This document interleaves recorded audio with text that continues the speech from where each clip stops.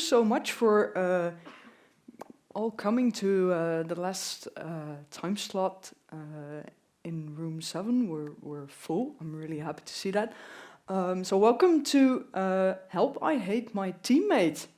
And just to start this partially interactive session who has ever experienced a conflict in the team?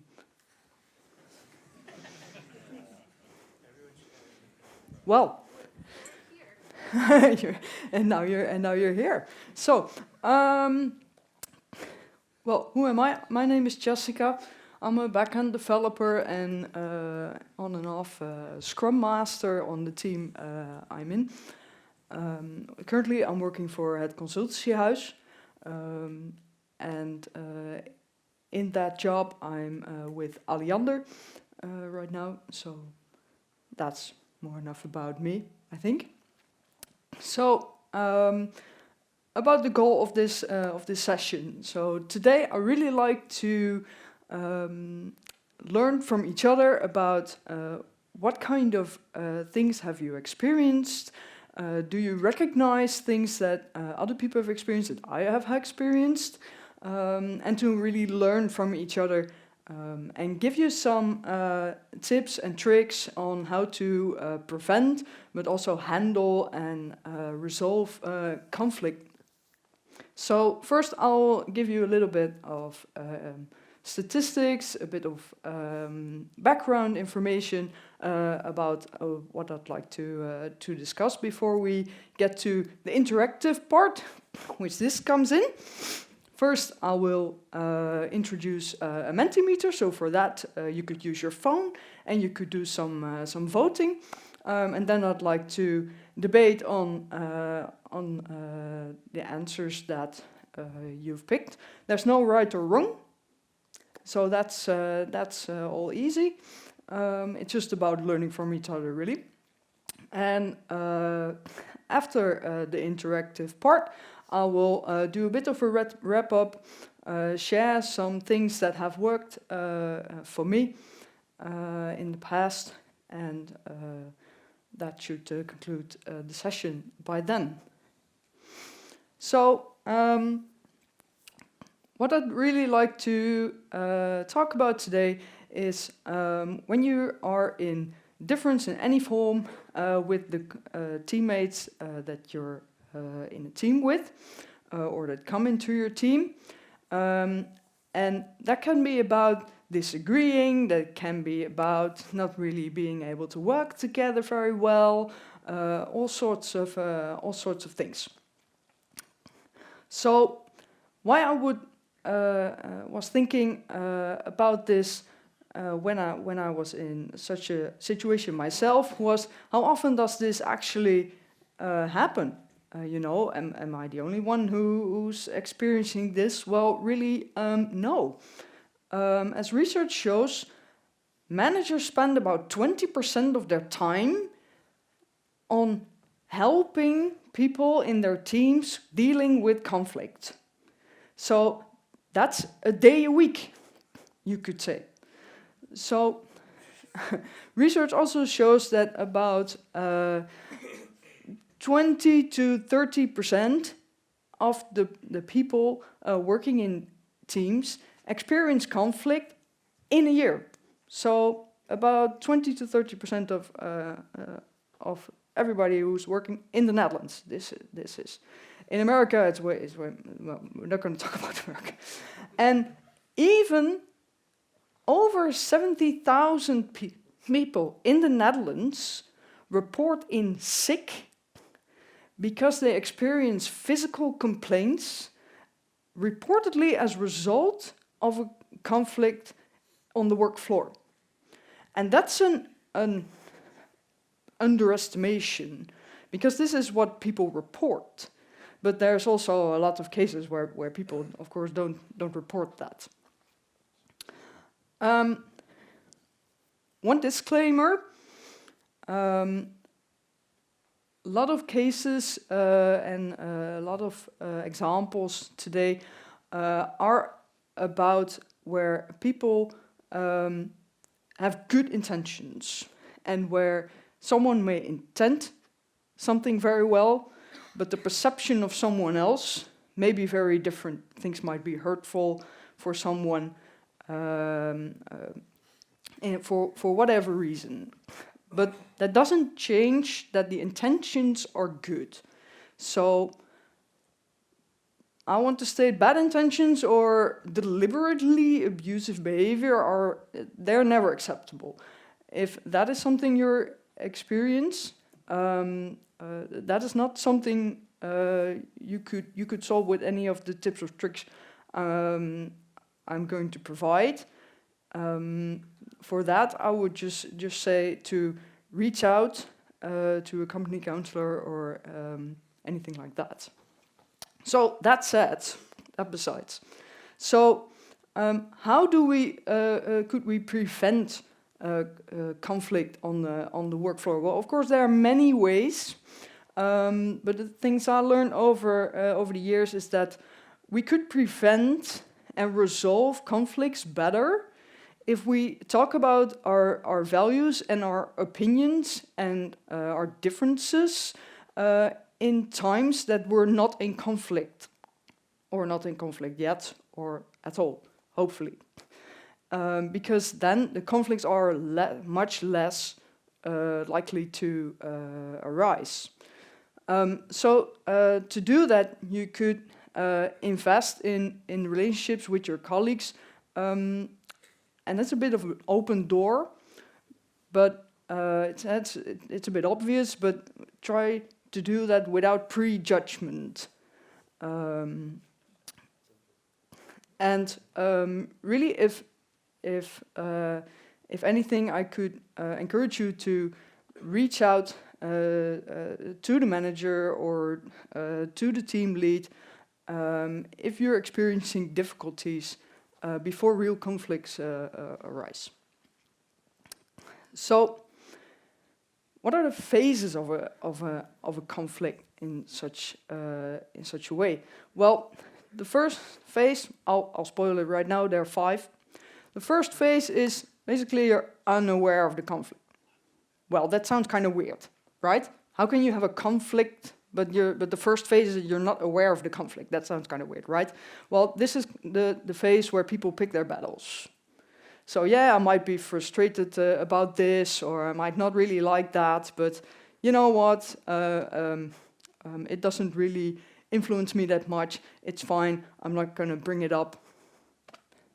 And the other person might not even never be aware of this frustration, and it could end well there. That's all right. But if you do pick the battle, the second phase is the aware phase. This is more the rational phase. This is a phase where a conflict can still resolve as a win-win situation. So if you both can talk about it in a rational, still rational way, that's the easiest phase from which you can resolve a conflict.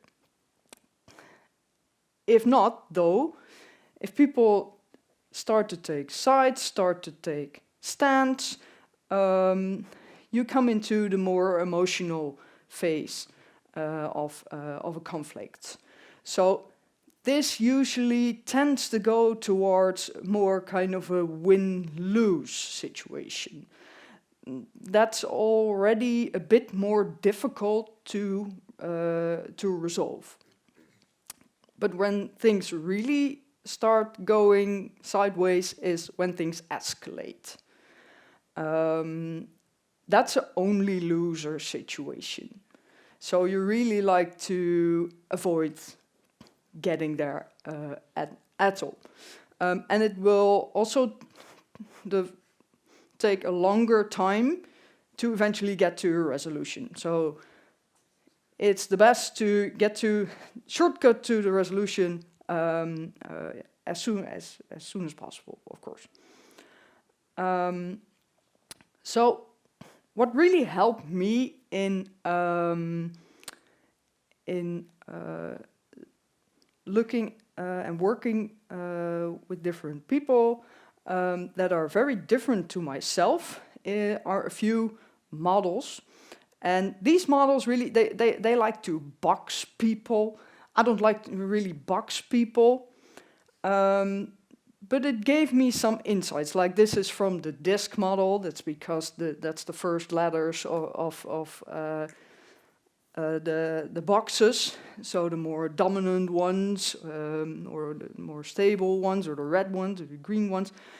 Usually people are having characteristics from more than one color. They usually tend to be predominantly in one color, but they have characteristics from more than one color. And in a couple of years' time, if you meet them again, it could be that this changes. Usually not the predominant one, but the other ones. And that makes it interesting. I have to say this is not the only one. You have also an insights discovery one. You also have a management drives one. Take your pick. But it can help to understand why does this leader do this like this? Why does this teammate do this like that? So, there are different approaches to our work which we can have in the teams that we're in, which tend to cause some friction. So things that I've seen a lot is either there are people who are being more theoretical, there are people who like to be more pragmatic, there are like people that start lots of things, but there are also people who really like to finish something before starting something else. There are people who are more like directive, or there are more people who like to be more helping or facilitating, or not at all. And usually it's good to have a mix of these people on a team. But then if one really likes to stand in front of a whiteboard a lot of time and draw everything out before starting coding, and the other one just is like, the time that you're standing in front of the whiteboard, I could have already built this. That could cause friction, of course. So, enough talking for me for now. So let's go for some interaction. To do that, we will choose from some cases that I've prepared by voting with the Mentimeter. I will just put up in a minute. I have this thing here. So I'll tell you about a case, and I'll ask you, what would you do? And I prepared some suggestions, but you could also say, no, I would do something different. I think your suggestions are no good, or I have a different experience. Please, I would really like to hear about it, and I also think the other people in the room would. So we can probably debate. We have time for 2 or 3 of the most popular cases. Again, there's no right or wrong here. There's no right or wrong here at all. The cases to choose from are I'm in conflict with another teammate. I don't think this teammate is functioning well. My team is divided into camps. I don't agree with the selection of this new teammate. Or I'm really in a long-term conflict with another teammate. So those are the cases. And now I have to look here. Very well. And put this up. And press present. Da, da, da. And you can go here.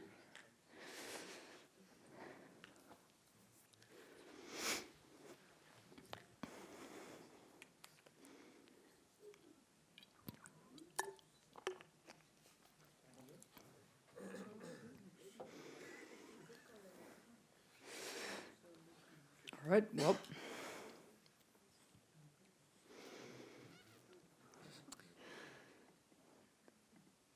put it to this one. This is just to test if everybody gets the question on their phones and if you're able to type something up. That's great. All right. Everybody on? I don't see any objections. All right, very well. So, da-da-da. Which one you like most?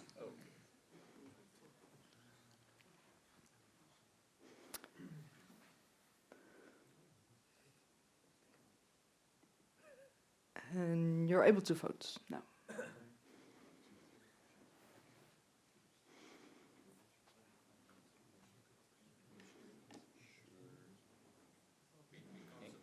No? All right. I'll turn it off and on again. There you are.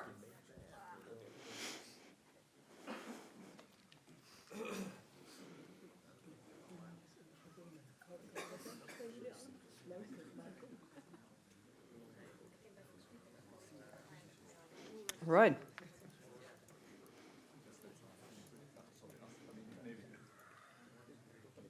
Very well. Very well. That's awesome. All right. So we're going to start with, I think another teammate is underperforming. So, if I do my magic here. This is actually very interesting.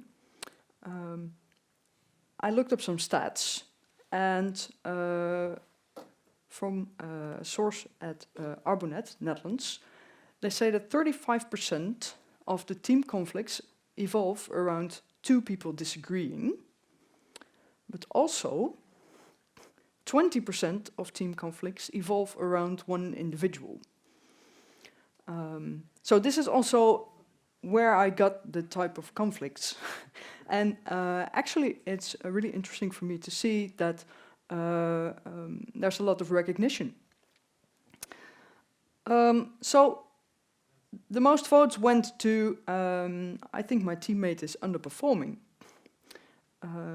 So I'd like to ask all of you, have you ever experienced or witnessed this?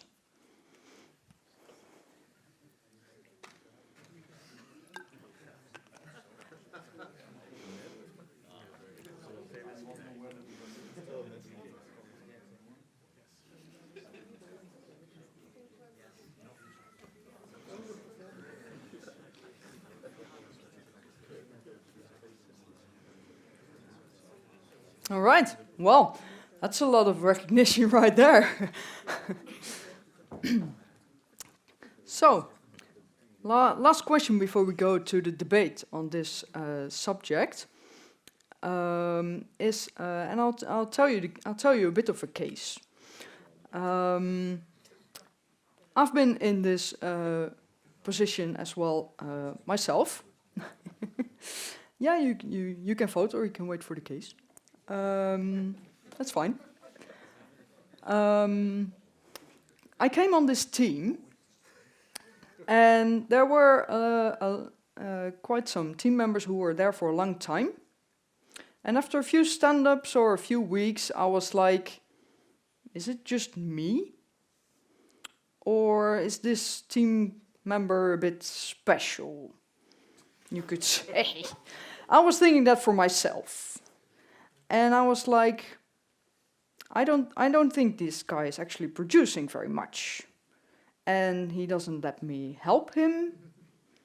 It was Corona time, so yeah, I really didn't know what to do about it. So anyone who didn't vote yet, what would you do?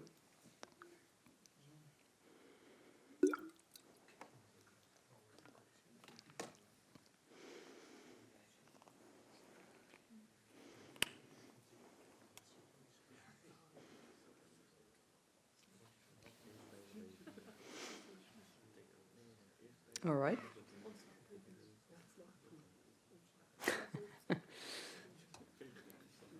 Yeah, this is cool.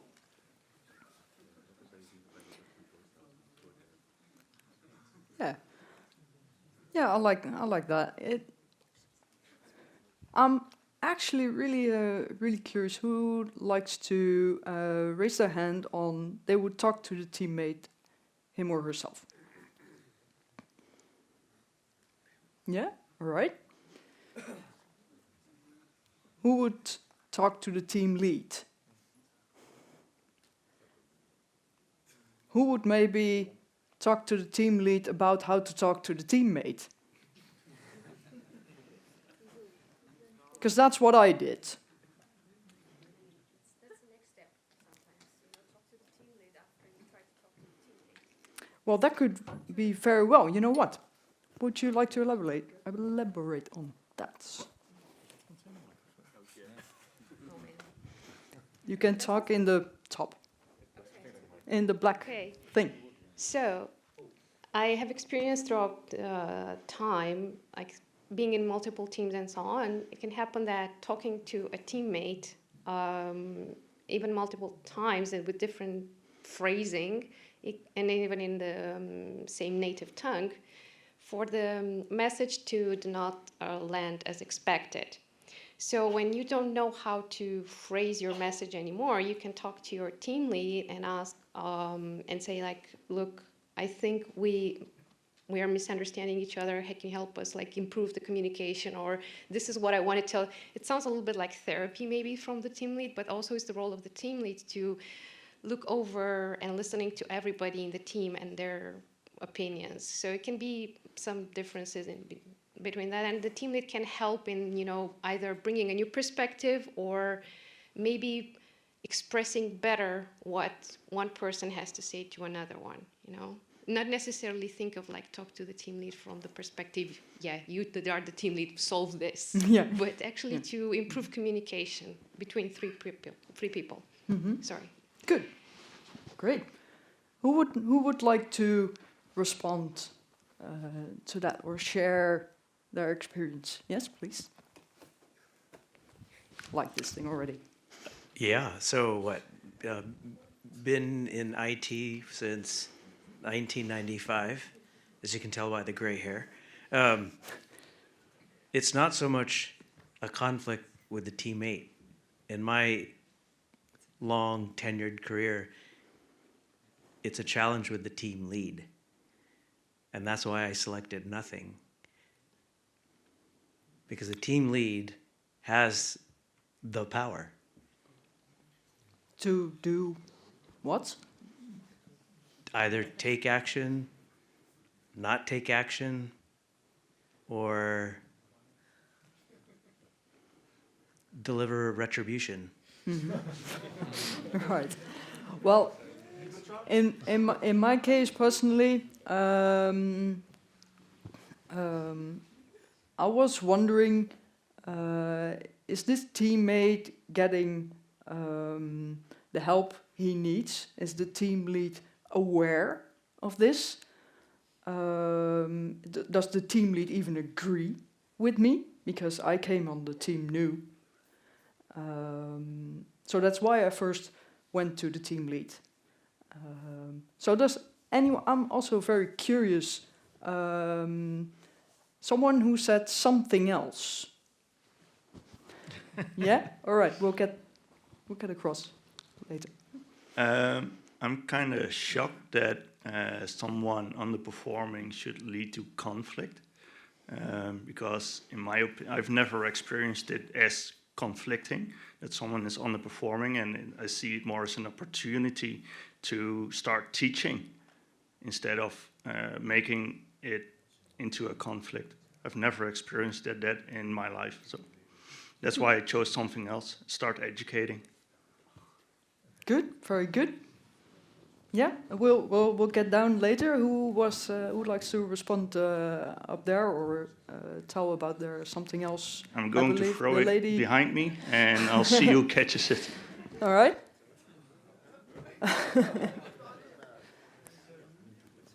Okay, during COVID it was hard. I was also new in the team during COVID, and well, you saw each other only through Teams, so to know the dynamic in the team was really hard, and I think I would talk to the team lead in that circumstance. But right after COVID, our team split up, and one of our team members just suddenly stopped producing anything. And I was being catch up, finishing this and then finishing that and then finishing that. So I ended up talking to the Scrum Master, and together we ended up talking to this team member, and well, I guess it's a bit of a mix in the sense that he got his act back together, and he is now a decent programmer again.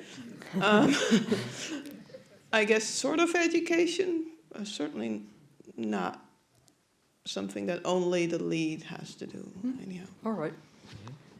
I think we have... Oh, yeah? Yeah, all right. Well, it seems that everybody jumping to the conclusion that the other teammate is underperforming. Basically, it may be just your perception that you're not able to judge. So, yeah, you need to see the whole big picture, and who can do that? Hopefully, the team lead. All right, very well. Well, because of time, could we get it back down? Oh! I'm walking out of it. That's all right. So you'd like to say one more thing? A little bit more applied. So we often have this idea of underperforming because we all work with tickets, tasks, PRs, and stuff like this, right? So underperforming can be like some self-measuring from the amount of PRs, the amount of reviews that you have to do for a colleague, and maybe you can judge that that's degrading, you know? And it can be like an impression that is also can be inflicted by the way that you're feeling that day. Maybe it's cloudy outside and the weather makes you feel like, and it's like, oh, in this PR, I have to, review so much today. That can be one thing. But another thing that I have experienced in a career was with a colleague that suddenly didn't perform as before, a great programmer, and that was because she was having a personal problem. But this was something that she could not disclose to a team of more than 50 people. That's a big that team. was across geographies. There was across geographies. We were split even more. Yeah. But you cannot disclose to 50 people your inside problem that you're hoping to solve. And it's something that I found out by speaking with her, being in the team lead position. But as a teammate, you can think that the person is underperforming, and a lot of the teammates are saying the person is underperforming. But people don't bring their personal matters. They don't feel comfortable to bring their personal matters in front of a big team. Yeah. I can understand. That's Yes. what I want to say. So, sorry. Good. No, that's all right. Regards to time, I'd like to ask you. You can vote again. Would you like to continue this discussion, or we go on to another type of conflict? So, for instance, the direct conflict or the team camp conflict. All right. Well, I think that's very clear, even though maybe not everyone voted yet. But let's continue to the next case. And I believe that was the direct conflict. So, quite some time ago, I think multiple employers ago, I've been into a very direct conflict with someone. I had been on call for 24/7 support of our application, which was a very important thing for us at the time.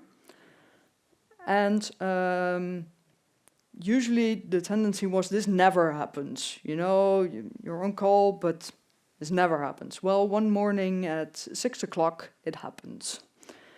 And it was because the team I was on, we had a go live the day before, and unfortunately, something was wrong with it. Even though we did extensive testing, etc., something was wrong with it. I could fix it. And after that, I was already awake. I went to the office. And this news spread. And we were in a group of people. And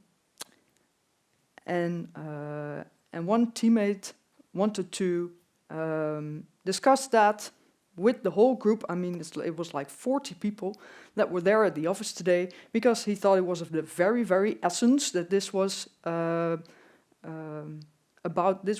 the whole company, that this happened, according to him.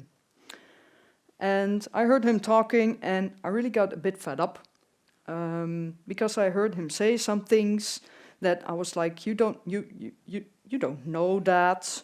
You didn't come to speak to our team first. He was talking about something a direct teammate of me had made. I was the scrum master of this team at the time, and I felt I had to step up and say, like, hey, I think maybe why don't you come talk to our team first about what happened and what we did to prevent it and what we did to solve it, and then we discuss it with everybody else. No, he didn't want to do that. He kind of overruled me, and he pushed through the debate with everybody else. And everybody else was going like, oh shit, now we have two problems. Because we didn't just have the production issue. Now we have these two who are a bit in, conflict, really. So I'm gonna skip ahead one more. What would you do? In my case, or in the other guy's case?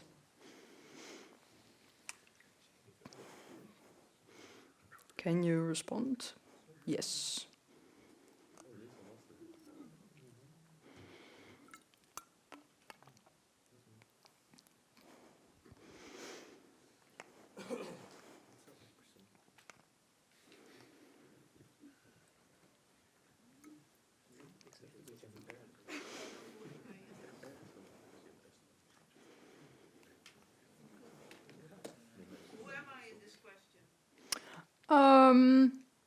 You could be me.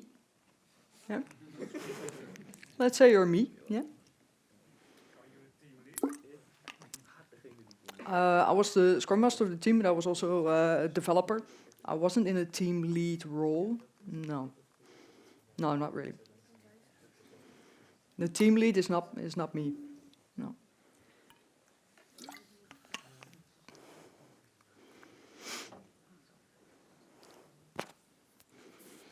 All right.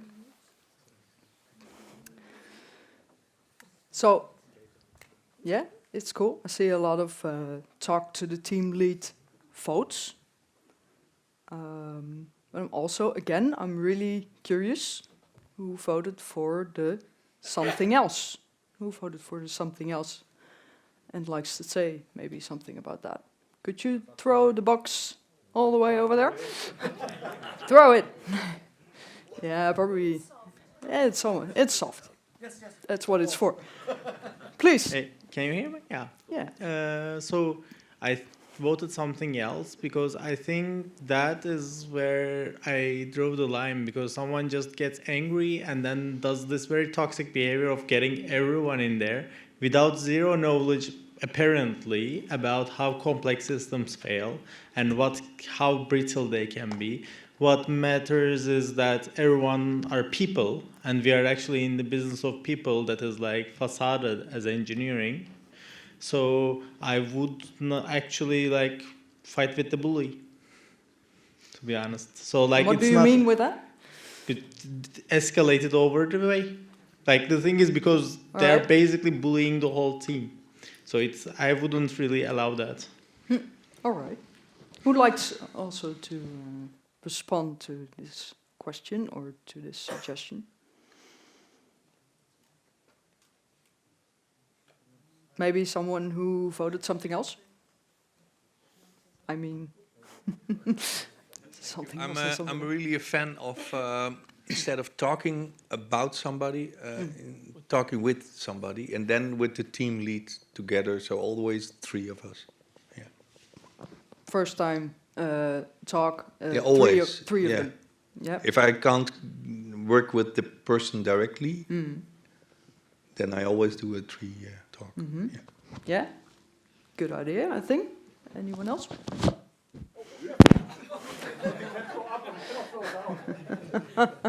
Almost there. Okay, so what makes this situation different from the one before is that it's going on right now, right? It's not so like usually like if somebody's underperforming and you feel you should talk to them or to friends or to teammates, you pick that time. But here, like the conflict is going on, and while I did vote for talk to the team lead, I kind of like the idea of just dressing that guy down and be like, we cannot have this conversation here right now. This seems like something that should be like, you know, like a post-mortem, right? All the involved people and other stakeholders and maybe even people who want to complain about it, get together and try to figure out what's going on.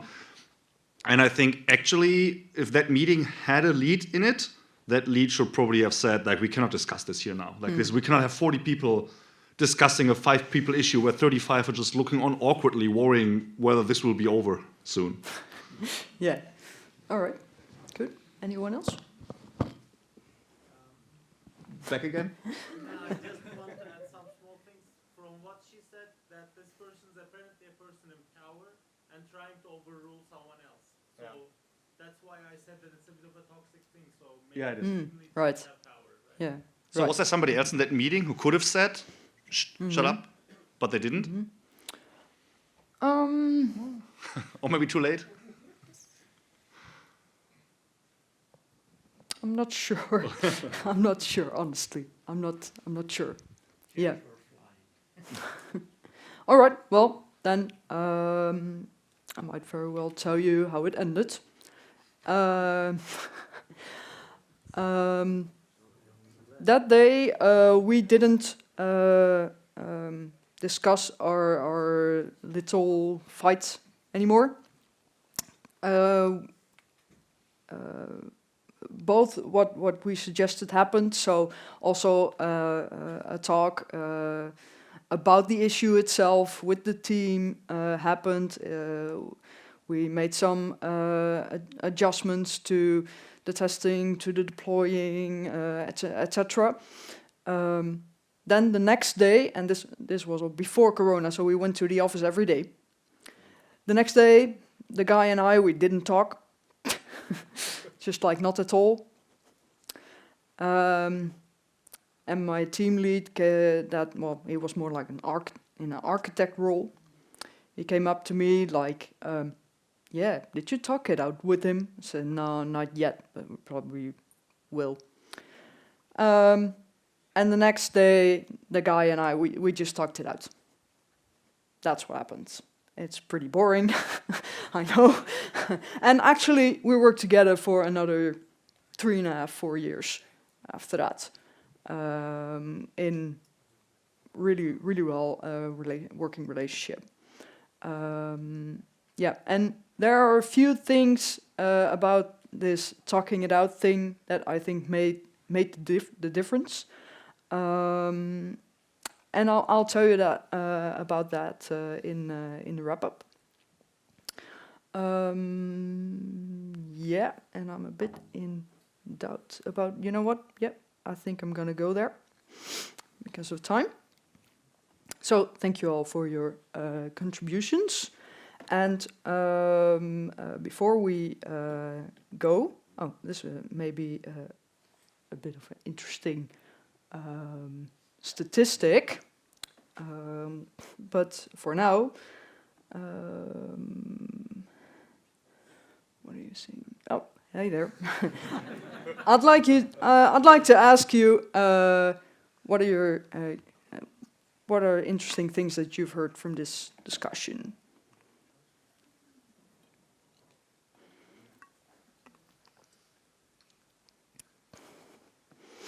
Talking helps, yeah.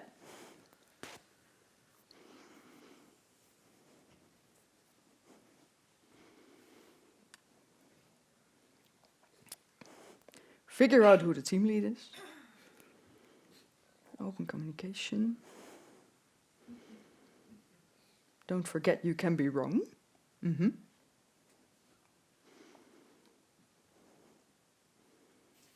Was that the 5-minute mark? Because I thought I had till 45 because I started at 55. Is that true? 45? Okay. Well, let's go back to the answers. Confrontation is needed. Conflicts aren't scary if constructively resolved.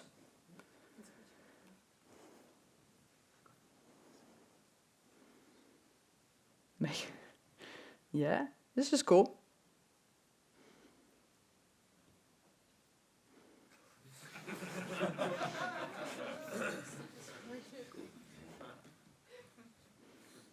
All right. All right. Great. All right. I'll turn off the responding now and head back to the presentation. If I can. Yes, I can.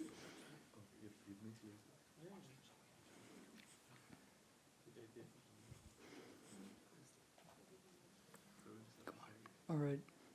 Yeah, there we are. Come on.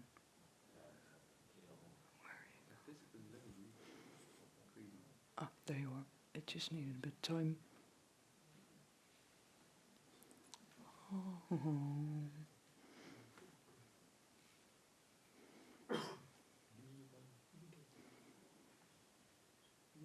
Ah, no, you already saw it. Well, anyway.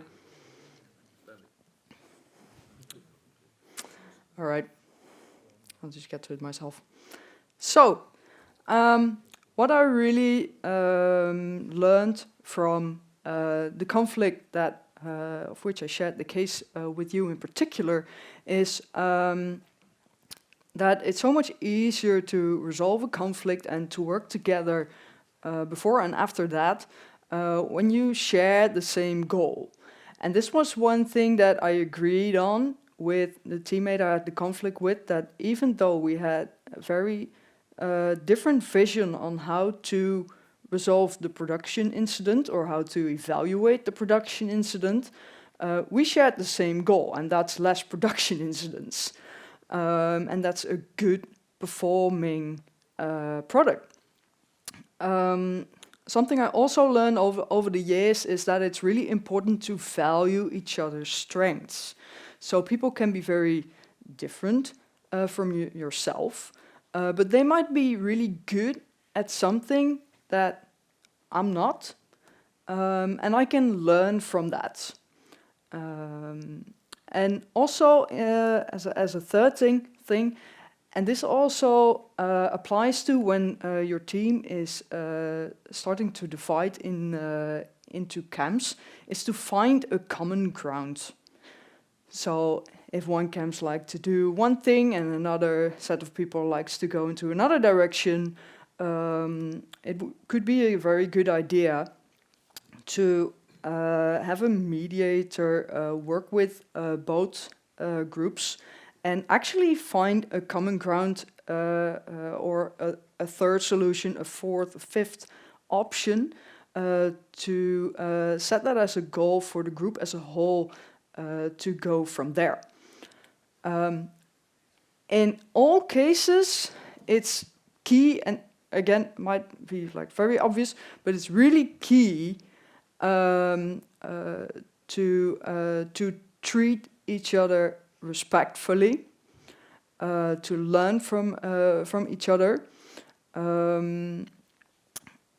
If the guy or I had a conflict with or myself, if we would have started calling each other names, if we would have started blackmailing each other, like I would say to my the architect of my team, like, you know, this guy, I hate this guy, you know, or he would go in or go to the coffee machine and to another colleague, like, you know, this bitch, you know, I hate her, you know what?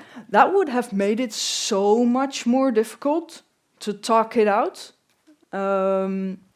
So really treat each other respectfully, like already variants of this were mentioned. That's one of maybe the most important thing. So, what could you do to prevent these kind of conflicts? Prevent,